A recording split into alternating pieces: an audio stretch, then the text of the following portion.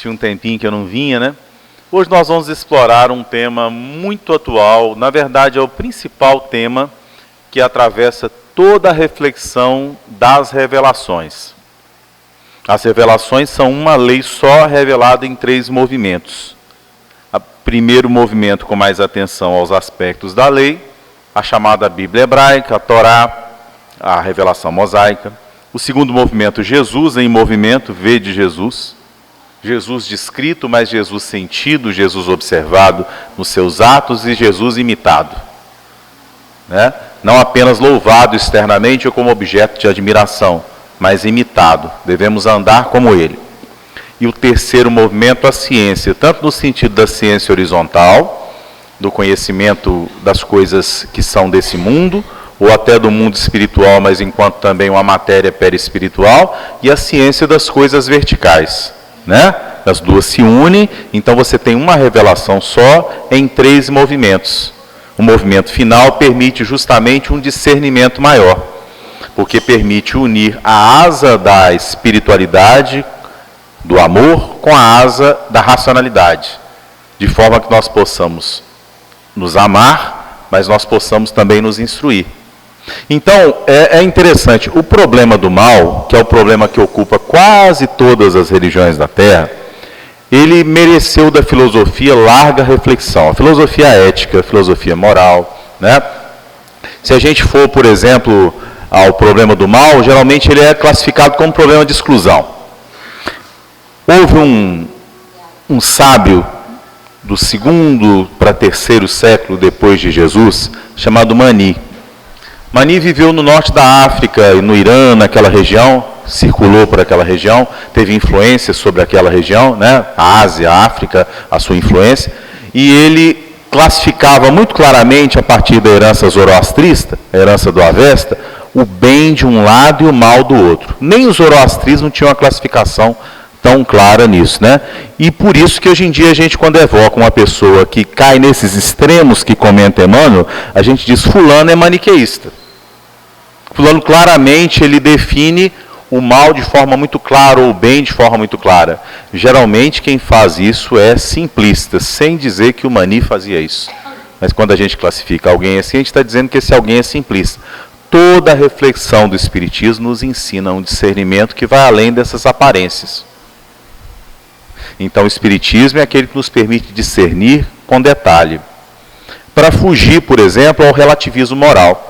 Então, é por isso mesmo que na questão 120 do Livro dos Espíritos, o Allan Kardec nos faz a seguinte provocação, a partir da provocação que ele faz aos espíritos pela pergunta: como nos mostra a maiêutica socrática, o método da pergunta, da inquirição, a pergunta é tão importante quanto a resposta.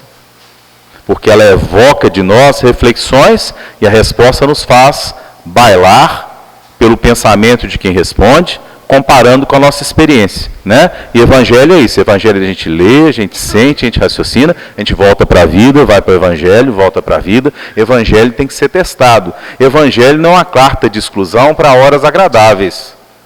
Não é uma conversa intelectual agradável, uma concatenação de ideias que a gente faça nos momentos que a gente está em paz. Evangelho é prático, Evangelho é para trazer para o dia a dia. Então, Allan Kardec pergunta o seguinte, sobre a evolução dos espíritos. A pergunta dele alcança o seguinte, né?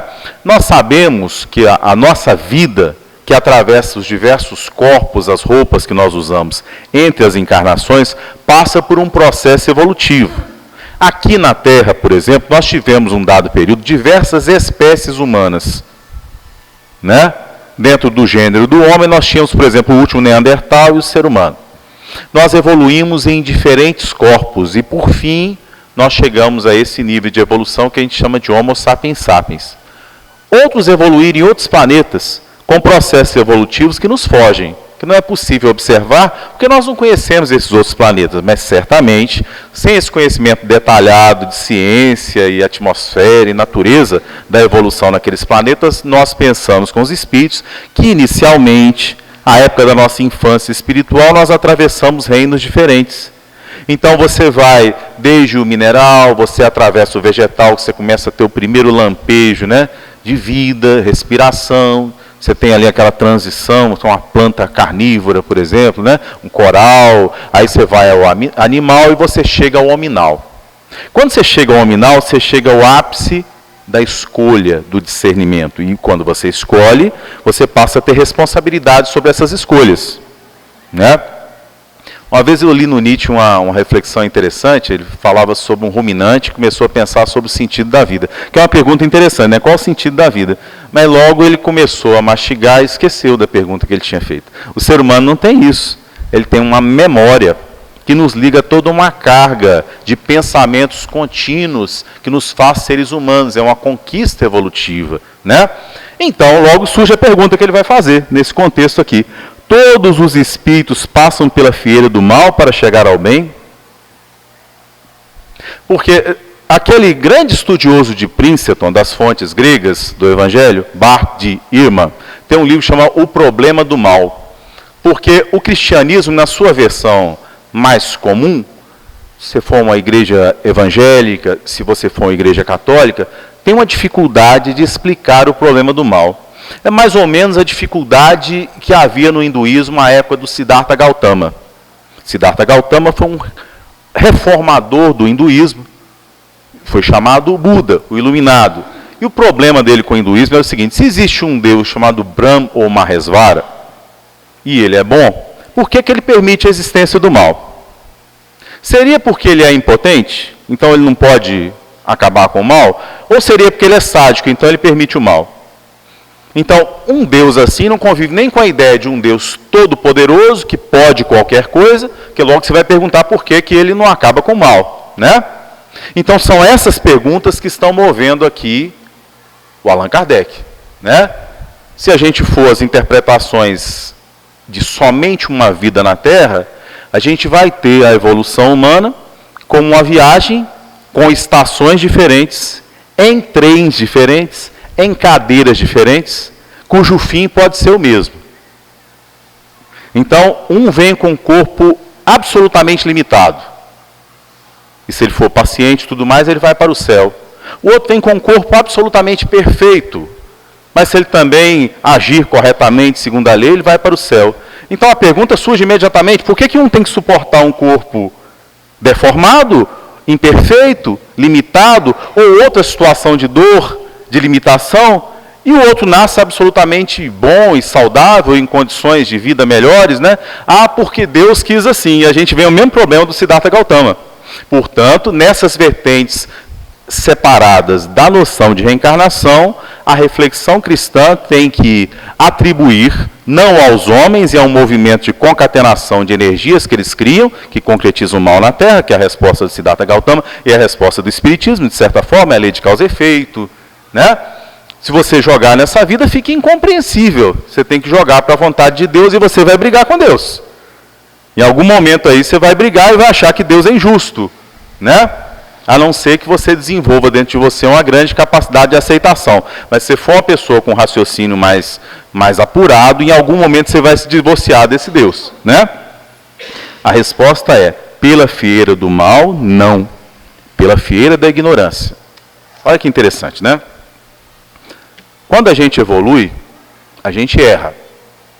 Quando você começou a dirigir, quem dirige? Ou quando você começou a escrever? Quando você estava na escola das primeiras letras, você não errou? E por que você errou? Você errou por imperícia. E a imperícia não é um estágio para adquirir a perícia? Não é natural que a gente erre aprendendo? Que você comece a andar e você caia? Ninguém acha que a criança caindo é uma coisa ruim, que ela cai por maldade, porque ela está aprendendo, né? Então, quando a gente evolui, a gente parte da ignorância, a gente necessariamente, para evoluir, a gente vai cometer erros.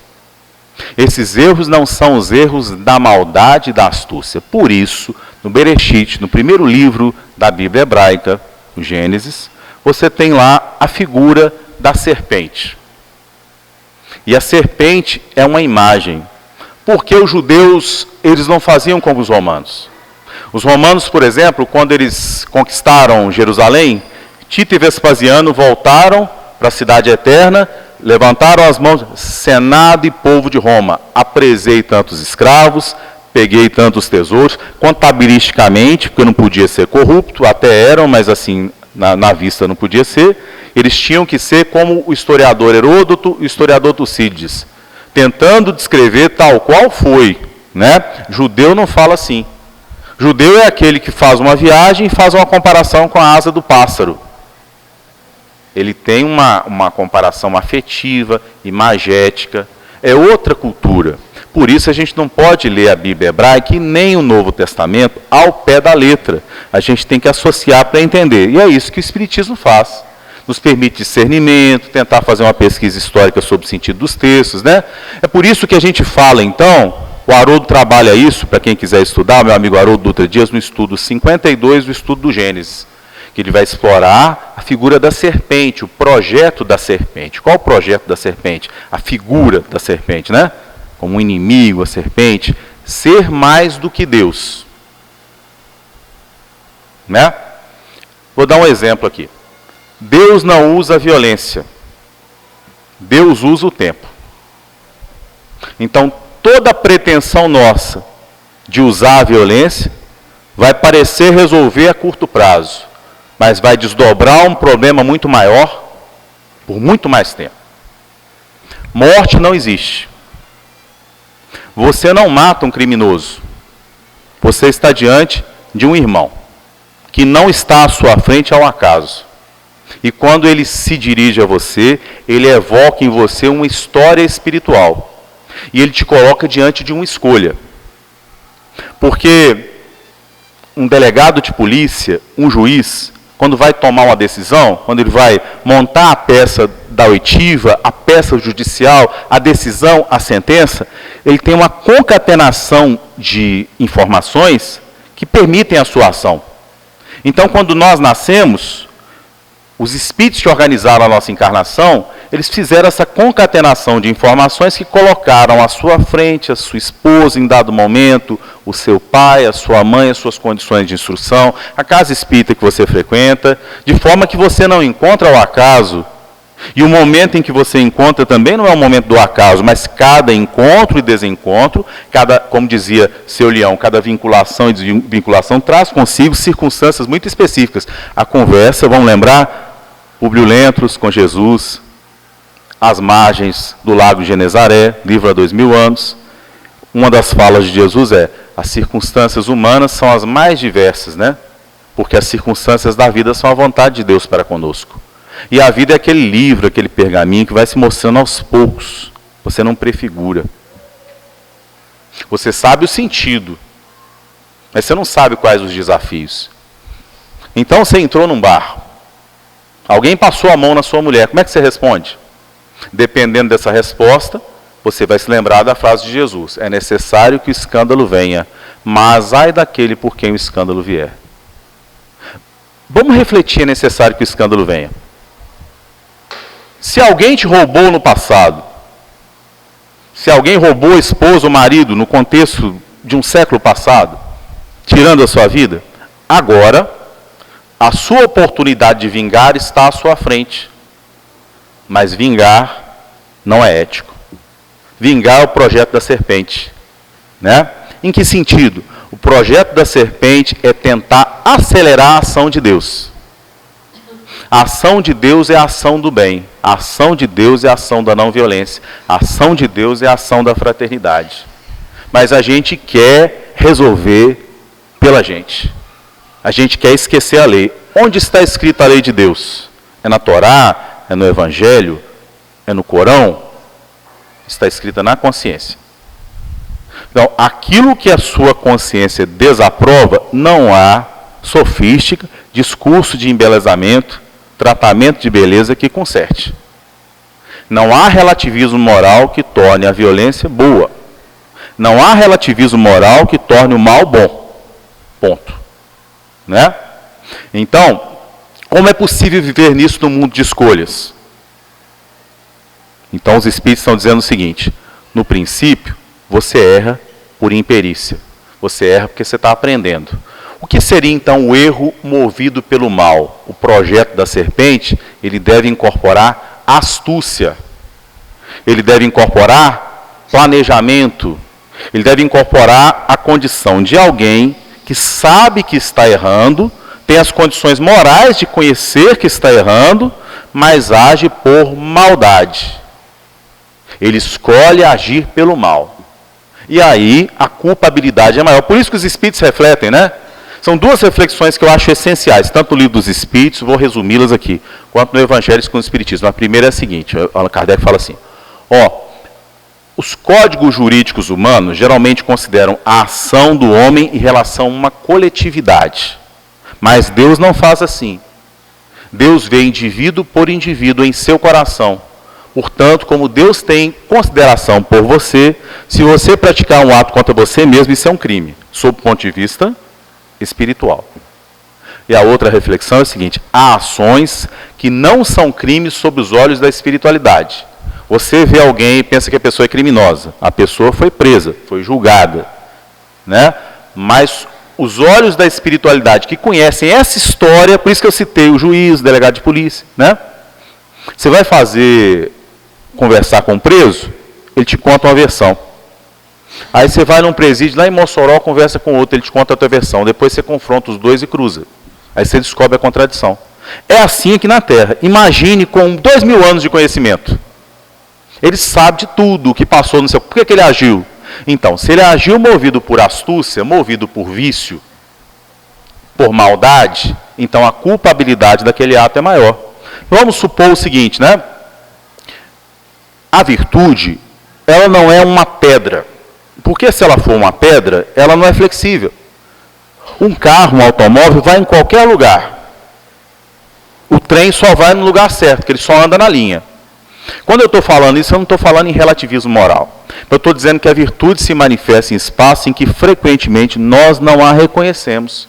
É necessário uma sensibilidade que nós não temos. E é por isso que a gente não deve julgar. Não julgueis para não ser julgados. Então agora eu vou dizer que a função do juiz é desnecessária. Não. Você não deve julgar, porque com a medida que você julgar, você será julgado. Tudo nos convida a um discernimento e não ao abandono da categoria. Por exemplo, por que você tem agressividade com você? Por que a gente tem agressividade? Você tem o cortisol, aquela explosão de cortisona, e você fica com raiva. Depois você vai sentir o desgaste daquilo, cansaço gerado por aquilo, né? Porque é uma força ilusória. Servia para se defender de um animal, para sair correndo de um perigo. E a gente usa o tempo todo à toa, se adoecendo, se envenenando. Né? É uma ilusão que a gente cria de ter força quando a gente está com raiva. Porque quando você está paciente, você consegue discernir muito mais. A observação é melhor na mente que está em paz. É por isso que o pensamento do Zen diz, né? Não penses no bem nem no mal. Quando estiveres numa situação sem saída, manifestar-se-á a tua verdadeira imagem. Eu estou citando aqui o Mumonkan, livro do Zen Budismo. O que é isso? Não pense no bem nem no mal. Isso também não é relativismo moral, não. Quando a mente está pronta para aprender, vamos pensar o seguinte, você tem raiva de alguém, você vai para perto da pessoa, você já faz toda a leitura da pessoa, viciado. Os psicólogos da atualidade, às vezes, chamam isso de viés de confirmação. Você vai para uma circunstância que você acredita já conhecer. Nós não conhecemos, porque a gente tem que evocar aqui aquele filósofo pré-socrático, Heráclito. Você não entra na água do rio 2 vezes. Assim é a realidade, impermanente. Então, você está com raiva de alguém que te magoou 10 anos atrás. Hoje, a pessoa é outra pessoa. É necessário ajustar expectativas à transformação da realidade, para que a gente possa, então, discernir para agir e escolher. E fazer a escolha certa. Livro há 2000 anos, vamos evocar o exemplo. Públio Lentulus entra em Jerusalém com uma parada militar. Imaginemos o seguinte. João Pessoa conquistou Campina Grande. Os campinenses gostam de se lembrar disso? Você gosta de lembrar que seu time de futebol perdeu? Aí chega alguém aqui com a camisa do time de futebol e se gabando daquela vitória, né?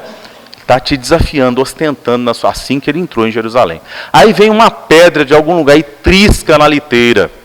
É um senador romano, está visitando um governador na Judéia, Pôncio Pilatos. E ao visitar, para uma missão do imperador Tibério, uma missão que deveria comportar até mesmo fiscalização da ação desse governador, ao entrar na cidade, ele entra com uma parada militar similar à parada da conquista. Quer dizer, ele está mexendo com quem estava quieto. Tem um amigo meu chamado Alarcon Agraduó. E o avô dele tinha 3 regras que eu acrescentei mais uma. Ele dizia assim: não mexa com quem está quieto, não chame quem está passando, não discuta com quem acha que está certo. E eu tenho uma 4ª que é: não dê ideia doida, ou como a gente diz em Minas, não bata palma para doido dançar. Né? E o que acontece? Na hora que a pedra trisca, ele chama um rapaz que estava na assistência porque ele corre. Não é porque ele fosse culpado. Não tem essa informação no livro, né? É chamado Saul e começa a chicotear o rapaz. Aí Lívia, que era um espírito da mais alta esfera, que tinha vindo à terra somente para auxiliá-lo, não precisava vir mais. Ela o chama, é uma mulher submetida a um homem na sociedade romana. Mas ela o chama meu senhor e meu marido. Né? As nossas leis não julgam alguém sem que haja certeza da culpa. Ela está fazendo, primeiro ela entra com afetividade, amai-vos, instruí-vos. Depois ela vem com raciocínio jurídico, porque eles acreditavam que a justiça deles era superior à justiça dos judeus. Então como é que eles podiam estar ali julgando alguém, né? Como se fosse assim: alguém correu, é o culpado, vai lá a polícia, prende, correu, está o culpado, né? Ele manda o rapaz para as galés, mas como ele ficou confrontado pelo que a mulher falou, que o que a gente fala não tem efeito na hora. Quando você ouve uma verdade, né, eu brinco com uma coisa assim, eu digo que intuição é aquilo que você descobre quando seguiu somente a metade. Não dá para seguir intuição totalmente. Não viaje, não. Aí você toma certos cuidados, né? Você sofreu um acidente, eu sonhei, para não viajar, né? Eu sonhei que ia encontrar com alguém que ia me desafiar. Então o que ele faz? Ele fica com raiva, ele tem aquela injeção de cortisol, que aí com isso ele manda o rapaz para as galés. Depois ele se arrepende, chama Sulpício Tarquínios, que era o pretor submetido a ele, e diz: solta esse rapaz em segredo, vai lá, solta esse rapaz. Recebe o pai do rapaz antes, André de Gioras. O André de Gioras explica: o meu filho é jovem, ele não discute nem a culpa do rapaz, meu filho é jovem, perdoe, tem que passar a vida inteira na escravidão, tem misericórdia dele, né? Ele não fala com o homem que o perdoa, ele trata o homem super mal, o homem sai praguejando, e por fim ele resolve fazer o bem escondido. Só que o Sulpício Tarquínios é corrupto, já vendeu o rapaz, diz para ele que vai soltar o rapaz, mas vendeu o rapaz. Isso vai gerar a tragédia. Sabe o conceito de tragédia grega? Pessoas com boas intenções, muitas vezes, que entram por causa de más escolhas, em concatenações de fatos que as aprisionam. Porque a vida é assim, meus amigos. A gente não brinca com o mal. A pessoa pensa que vai usar droga e vai voltar, mas existe o mundo das drogas. Desencarnado, hipnotizador, a substância química, o traficante, né? Ele não volta muito fácil. O mundo do adultério, o mundo da corrupção, o mundo da mentira. Ah, mentirinha branca, eu vou contar, não vai ter problema nenhum. E aquilo vai gerando situações que na hora você vai criando justificativas para você mesmo, para não enxergar o que você fez, e mais tarde aquilo vai se transformar numa depressão, surgida da culpa. Porque a gente vai criando, sabe a sofística? Sócrates critica os sofistas, né? É você chegar aqui, vamos pensar, o historiador às vezes é sofista. Historiador que diz, por exemplo, o Holocausto não existiu. Está uma porção de vítima aqui do Holocausto. A pessoa diz, o Holocausto não existiu. Que absurdo, né? Está lá no livro Consolador, que o historiador responde por isso espiritualmente. Né? Pelas ciências combinadas, o Emmanuel reflete sobre isso. Mas isso aí, você está justificando uma ação inominável com base numa mentira. Tem gente que faz isso para si mesmo, né? Não, mas eu tive boa intenção. Não, eu fui movido pelo vício, eu errei. Então você ajusta expectativas em relação à sua própria ação, você consegue se perdoar entendendo o nível de evolução em que você estava, você rompe com aquele orgulho que não te levava a reconhecer o erro, e aí você está na condição essencial para entrar diante de Deus. Eu estou arrependido, eu quero melhorar, eu reconheço o meu erro, eu reconheço a minha fraqueza, e eu não quero me colocar para além de Deus, achando que eu posso resolver por Ele. Agora eu vou fazer essa pessoa ver o que é bom. Com quantos paus se faz uma canoa? Agora eu vou me vingar, né? É aquele estágio que você nem se importa mais com o que é o bem e o mal, você só quer cumprir a sua vontade de se vingar. Você perdeu o discernimento e está perdendo a humanidade. A Hannah Arendt, uma grande filósofa do século XX, ela dizia que nós só mantemos a política e a humanidade quando a gente consegue dialogar. Quando chega a violência, você perdeu a humanidade. É o fim da política. Né? Emmanuel tem uma mensagem também sobre a violência física que ele fala disso. Na violência física, você está no pleno nível da animalidade. A gente nunca precisa chegar a isso, porque certamente a energia tem o seu lugar, mas ela deve ser o mais tardia possível. O cristianismo nos ensina a amar o não amável, não por aprovar os erros do outro. Perdoar, por exemplo, está lá no livro Boa Nova, não exclui a vigilância. Você perdoou o criminoso que causou a morte do seu filho. Você perdoou alguém que te roubou, mas você não vai colocar diante dele a oportunidade de roubar novamente. Isso é discernimento. O perdão não exclui a vigilância. Né? Então, não existe, a mesma, onde está escrita a lei de Deus? Então, a lei de Deus é um chip quietinho, que foi colocado em mim no começo da evolução. A consciência, a lei de Deus não está escrita na consciência, a consciência é um sentido espiritual, que vai se aprimorando. Você vai, ao longo das experiências, com aquisições de experiências, você também, a sua consciência, por isso que a experiência de quase morte, você, às vezes, tem culpa de coisas que, quando você viveu, você não tinha. Já leram sobre a experiência de quase morte? Meu amigo Alexander Moreira estuda lá no NUPES, lá em Juiz de Fora, né? Um grande pesquisador da experiência de quase morte. A experiência de quase morte, quase sempre a pessoa descreve: eu tive um revival da minha vida, o filme passou todo de novo na minha frente, e eu comecei, algumas horas parava, e eu sentia culpa, porque você começa com uma consciência maior, você começa a sentir um pouco o sentimento do outro. Você falou uma coisa com a sua mãe, com seu pai, com seu filho, que para você estava fazendo justiça. Mas você começa a se colocar no lugar de quem ouviu. Né? Por isso que os espíritos dizem, tem coisa que a gente julga muito, mas a gente não sabe o que se passou no coração da pessoa. Por isso a gente não deve julgar assim ninguém. Né? Quando você vai a um presídio, não pense que você é menos culpado do que quem está lá dentro, não. Pense que são experiências e momentos diferentes da encarnação. Quando você vai a um hospital com as pessoas em estado terminal, imagine que você também, em algum momento da sua vivência nesse corpo, pode estar nessa mesma circunstância. Você vê alguém que errou muito, ao invés de ficar elencando as possibilidades de erro da pessoa, abaixe-se, agache no chão, como se faz para conversar com a criança, com alguém que caiu, estenda as mãos, né, coloque-se no lugar de empatia para o sofrimento daquele nosso irmão. Né?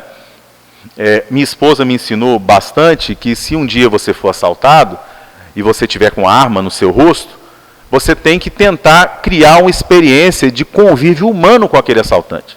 A pior coisa que você pode fazer é desumanizá-lo, porque onde há humanidade, permanece o diálogo. Quando você perdeu o respeito pela humanidade do outro, quando você pressupõe o que o outro é e coloca o outro dentro de um estereótipo, você entrou em guerra interna com o outro. O cachorro é assim. Você passou, está sem medo, o cachorro bravo, se você passar tranquilo, ele não sentiu o cheiro do seu suor com medo, ele pode até não te atacar. Agora, se você tiver com medo, tenha certeza de que ele vem por cima de você. Porque tudo que nos cerca é sensível aos nossos sentimentos, que movem os nossos pensamentos. Portanto, meus irmãos, quando a gente adquire o discernimento, a gente tem a obrigação de discernir o mal do bem e mobilizar aquilo que está descrito no capítulo genial do livro Pensamento e Vida do Emmanuel, a vontade. É a vontade que te permite frear as más inclinações, percebê-las enquanto tais e selecionar as boas. Esse trabalho ninguém faz por nós. Você pode ter um espírito que te ajudou a reencarnar, né? Um espírito amigo que te favoreceu várias vezes. Sabe que tem isso, né? Às vezes você tem uma mãe desencarnada, um pai, um avô, que adquiriu muito mérito. Então você está errando toda a vida, né? Tem um livro do Divaldo Pereira Franco, que o rapaz era palestrante espírita, ele ficou assim uns 20 anos afastado, e ele chegou ao cúmulo de querer fazer a mãe desencarnar, desligar os aparelhos da mãe para poder receber uma herança mais cedo. Mas como ele tinha adquirido algum mérito, ele sofreu um infarto na hora que ele ia fazer. Interessante raciocinar sobre isso, né? Então, às vezes, por diversas vezes, às vezes é permitido que a gente, assim, você vai cair num buraco muito grande, vem alguém e te segura, usa o mérito, mas vai ter um momento que vai ser só com você. Não tem jeito. Para a gente evoluir, a gente não evolui com o mérito dos outros. A gente tem que evoluir devagarinho, com o mérito da gente, com a escolha, esse índice de vontade, e não é fácil. Se fosse fácil, não seria evolução. Arte é fácil? Alguém faz um quadro desse aqui? Fácil. Né?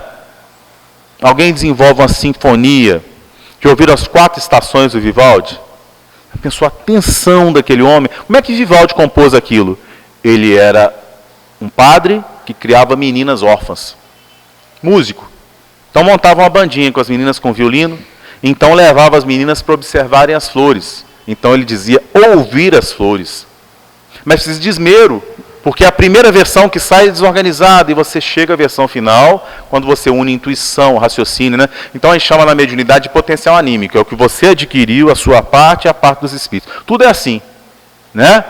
Eu dou minha aula de história lá na universidade, eu preparo a aula, eu estudei muito, aí quando eu entrei para a aula, a espiritualidade vai me intuir, depois que eu fiz a minha parte, né? O que é fazer a parte em escolher o bem ou o mal? Discernir. Usar a consciência, o sentimento aliado ao raciocínio. Isso não é bom para mim.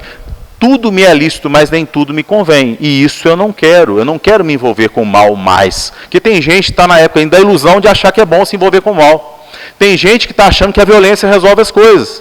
Vamos pensar um ditador. Então ele acha que matando, ele acha que força, poder, é bomba atômica, é metralhadora. Muda só o nível tecnológico. Pega Nabucodonosor, Júlio César, é um espírito que recorreu nisso, né? Alexandre o Grande, Júlio César, Carlos Magno, Napoleão Bonaparte, mesmo espírito dando cabeçada. Evoluiu, né? Passando por aquilo, ele vai evoluindo, mas um espírito que ainda guardava dentro de si, muito arraigado, a ideia de que para dominar ele tem que usar a força. E isso acaba gerando para ele, quando você usa a força, você cria multidões de inimigos que não morrerão. Que não morrerão. E que um dia você terá que se reconciliar com eles. Né? Sabe aquele filho que você não assumiu, deixou morrer a míngua? Você tinha que ter dado uma parte da herança dos outros filhos para ele? Ele vem e te assalta ali fora na hora que você sair. Se você der um tiro nele, você resolve o problema ou perpetua? O que vale mais? Seu celular ou a vida de um ser humano? Né? Então, assim, sob o ponto de vista, o metro, que dizia seu Honório, da imortalidade, muda tudo. Tudo. Filho desencarnou. Você está desesperado, né? Mas você sabe da imortalidade. Deus está te convidando a esperar, a ter paciência, né? Então, assim, existe uma diferença entre a ignorância do aprendizado e a maldade calculada, né? Por que é que alguns espíritos seguiram o caminho do bem e outros do mal? A gente vai entrar na questão do livre-arbítrio. Não tem eles o livre-arbítrio? Deus não criou maus, criou simples e ignorantes. Isso é, tendo tanta aptidão para o bem quanto para o mal. Os que são maus assim se tornaram por vontade própria. Houve um momento, então, para além da ignorância, em que a pessoa, com condições de escolher o bem, ele deixa de fazer uma evolução mais reta, né, e começa a bater cabeça. O Emmanuel fala assim, prefiramos as linhas retas, as linhas curvas.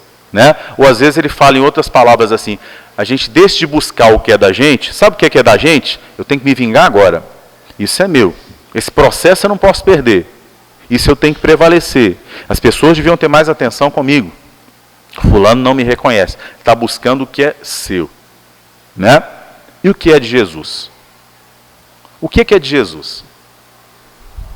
É de Jesus a evolução espiritual daquele rapaz que te assaltou lá fora. Como se fosse seu irmão. Essa é de Jesus. Você foi traído no casamento? É de Jesus orar por quem traiu. Ajustar a expectativa. Porque ele também é filho de Deus. E ninguém é sua propriedade. Né? André Luiz, quando desencarna, tem que conviver com isso. A desencarnação é tão sofrida, não é apenas pelo medo secular da morte que nós temos, não. Pelas coisas que nós temos que abandonar. Por isso que a gente entende Jesus conversando com Marta e Maria, que foi o tema da minha palestra anterior aqui, né? Ele chega e Marta preocupada com os afazeres, que Jesus não diz em momento algum que são inúteis. Tem que cuidar da sua casa, você tem que manter, Emmanuel ainda usa o exemplo assim, tem que manter a higiene do seu corpo, não é assim, não enxuga entre os dedos não, que você vai ter pé de atleta, frieira. Não limpa a orelha para você ver o que acontece. Fica sem tomar banho.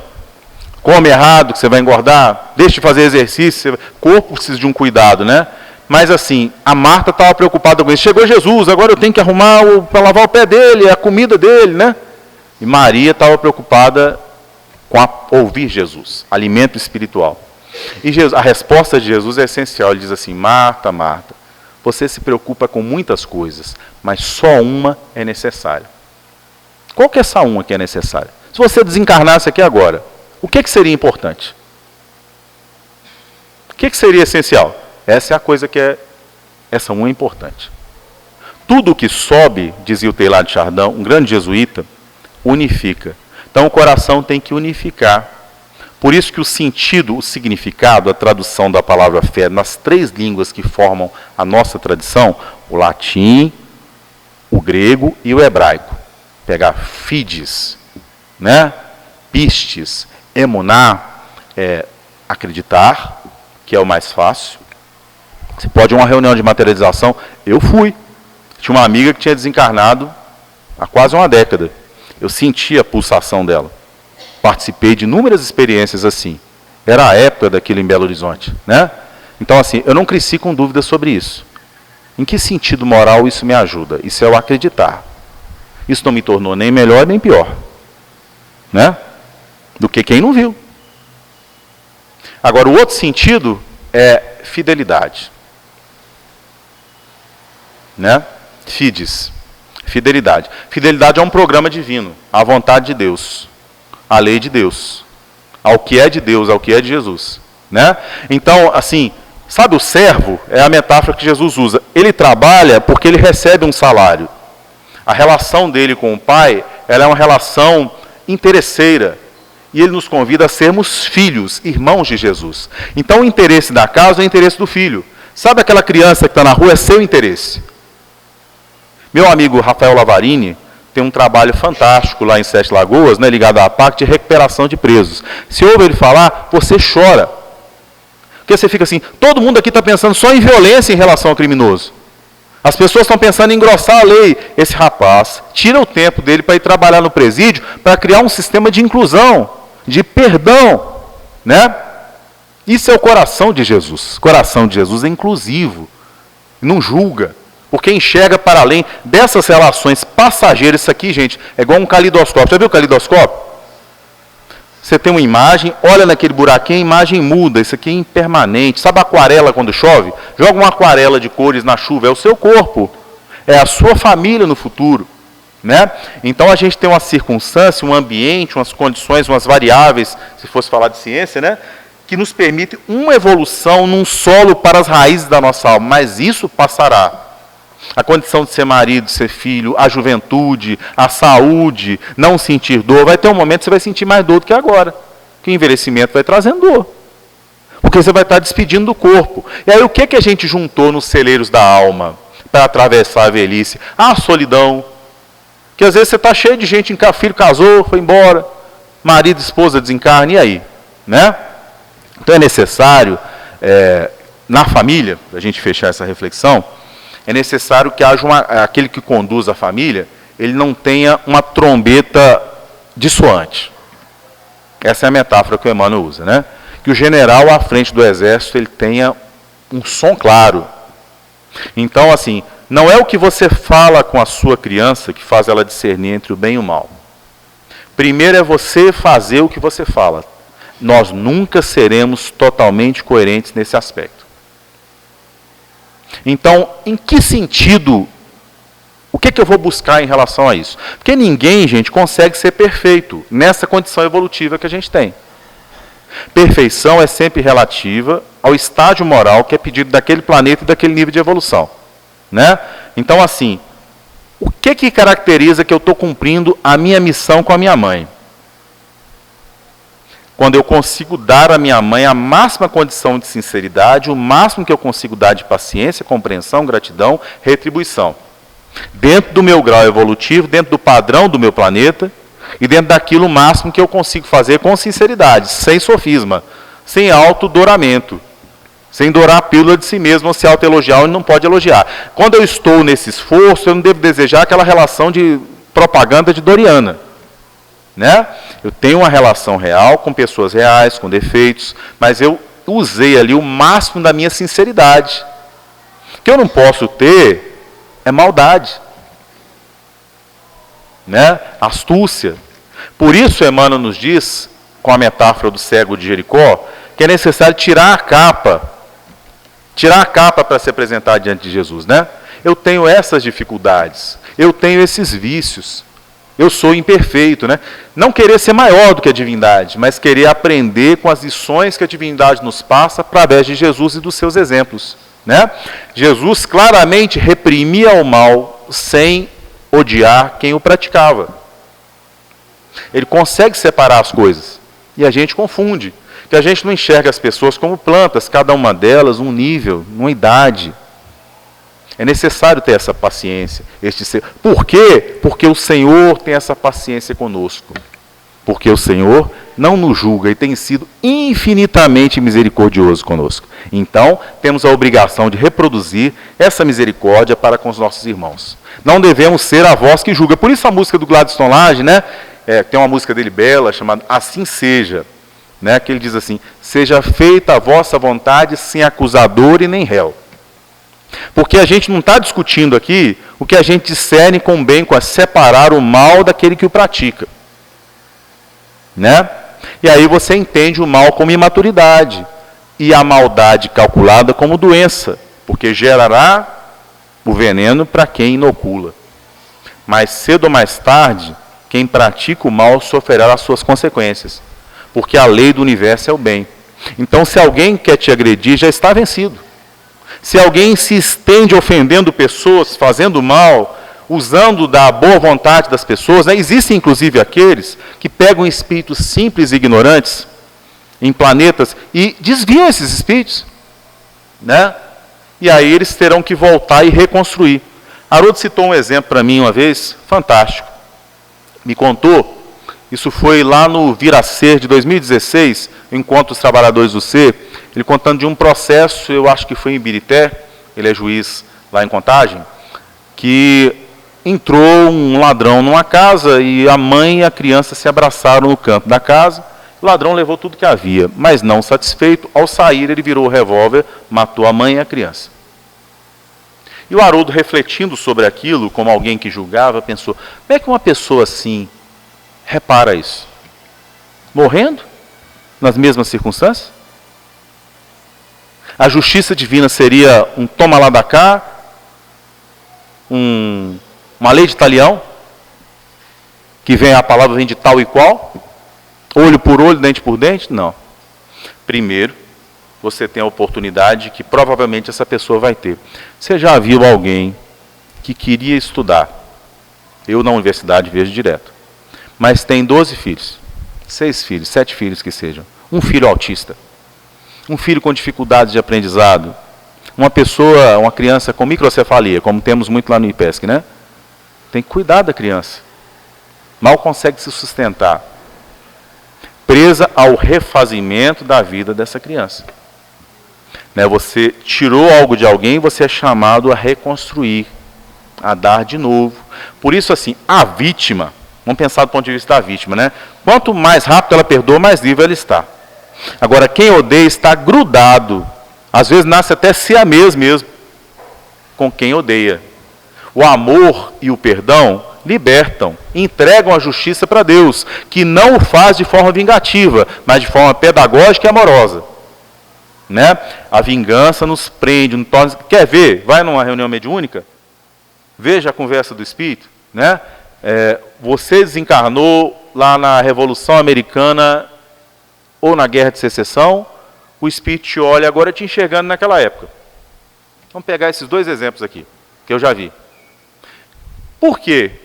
Porque você já reencarnou 2 vezes depois. Ele estava tão perturbado que só agora que ele está ganhando consciência. Quando ele olha, ele enxerga aquela personalidade que ele está te vendo pelo passado. Você não acontece isso, alguém te magoou, agora vai trabalhar com você de novo. A pessoa nem lembra mais, porque nem todo mundo tem consciência do que fez. Que às vezes nem fez por maldade.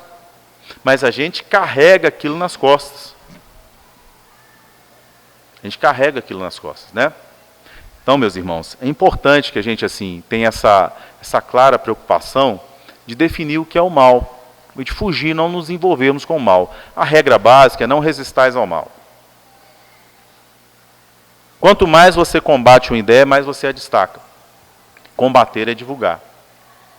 Então é melhor fazer o bem, melhor dar exemplo de virtude, porque assim, quando você fala com uma criança, não é o que você fala. Todo mundo consegue decorar um código de moral e arrotá-lo. É o influxo magnético da sua fala, que será tanto maior quanto maior for sua paz de falar aquilo. Para você ter paz, você não pode sentir culpa. Então vamos pensar o seguinte: você passou, já encerrando, você passou 15 anos longe do seu filho e da sua filha. Fugiu, não cuidou, não trocou cocô, não deu leite, não levou na escola, não fez dever junto. Aí quando você chega aos 15 anos, você chega lá, ó, você não sai de casa não. Vai rir na sua cara. Que moral você tem? Você não estava aqui? Agora você vem me cobrar? Né? Professor, a mesma coisa. Eu já reprovei aluno que veio me pedir desculpas. Porque eu estava na sala de aula. Porque o critério de avaliação era claro. E ele tentou astúcia, ele mesmo reconheceu. Porque eu fui sincero, ele não. Depois ele pede desculpas. Né? Mas vai faltar o curso inteiro. Ser irresponsável com a turma. No final, o professor não tem moral para nos julgar, para nos dar nota, porque ele esteve ausente, né? Então isso é importante. Toda relação, ela gera envolvimento. Nesse envolvimento é que a gente gera afetividade, o exemplo, o influxo magnético depende da afetividade que você tem com alguém, né? Então, assim, dessa afetividade da família, que é onde a gente, em primeiro lugar, a gente exemplifica o bem e o mal bem claramente, a partir dos exemplos que a gente dá para os filhos, é que a gente consegue, mais tarde, ter algum tipo de exemplo público de virtude. Né? Então, assim, não adianta você falar com o filho, mentir, alguém chega em casa, você manda mentir que você não está. Aí você pede o filho para não mentir. Nos mínimos detalhes, a criança detecta a mentira, detecta no seu sentimento. Né? Então, por isso que o olhar corrige. Chegava assim, meu avô era muito assim, nem estava fazendo a coisa errada, eu olhava assim, não precisava falar nada. Né? Já aconteceu com você? Morreu uma pessoa muito querida. Alguém chega à sua casa, não fala nada, só te olha, você se sente abraçado. É intenso. Né? Já aconteceu, está numa multidão, e aí chega uma pessoa querida ao seu coração. Que maravilha. Você não abraçou, você não tocou a pessoa, mas você... O campo magnético de ambos se reconheceu como um campo amigável. Né? Então, nós somos além das palavras. A nossa violência, às vezes, não é violência física. É quando a gente não aceita as pessoas e não trabalha isso, né? Meus irmãos? Então, essa primeira reflexão do mês sobre o problema do mal, que eu pretendo desenvolver nas outras palestras que nós vamos realizar, né? No dia 5, vai ser lá na Seja, né? E aqui também, né? Aqui eu vou trabalhar outro tema na próxima semana. Mas lá na Seja, quem quiser assistir, eu vou abordar um outro aspecto. Eu vou pegar a leitura do texto de Sabedoria de Salomão e o texto de Isaías para a gente pensar sobre outros aspectos. Que Jesus nos abençoe.